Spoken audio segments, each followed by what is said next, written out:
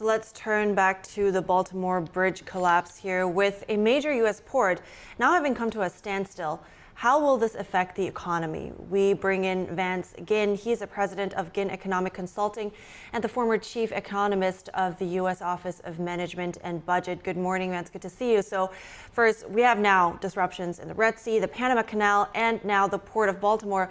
How serious is this collapse for the American economy on a national level? Well, it's a pleasure to be with you this morning, and it's unfortunate. It's a tragedy. 6 deaths that we know about so far. So my prayers go out for them and their families.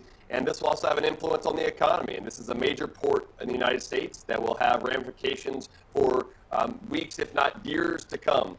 Some say that it may take just the first couple of weeks just to remove a lot of the debris that's in the water, much less get started back to building a bridge and everything else. And so it's an unfortunate tragedy that I hope can be overcome soon, but it will have an effect on the economy for quite a while.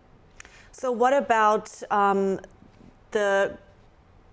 important is the Baltimore port for the global supply chain?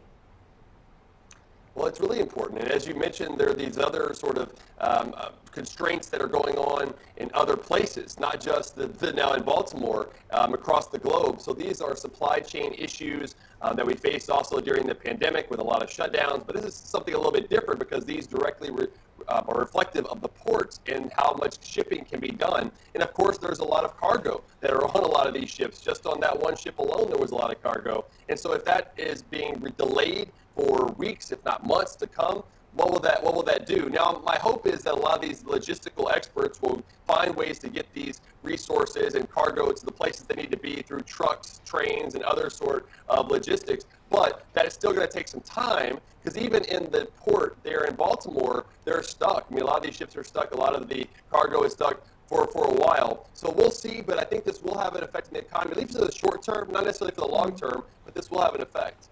Right. So just quickly before we go here, there are some sound issues, but I want to get this question indefinitely. So will there be, in the short term, then certain shortages that consumers might experience? Yes, there could be some shortages depending on how much is on there from places like Amazon or other things that are shipping from other places. So you might expect some shortages to happen. I'm also hopeful that we can get that bridge built as quickly as possible. There's a lot of insurance that's being provided and money to do that. And so I hope that will happen. If the federal government's too involved, I'm concerned that this will take even longer, especially as we're running $34 trillion in national debt. This should be more about private insurance. It should also be more about the local and state governments compared to the federal government so we can get things going again as quickly as possible for the economy and also for the livelihoods that are there near Baltimore and really across the country because this affects them as well.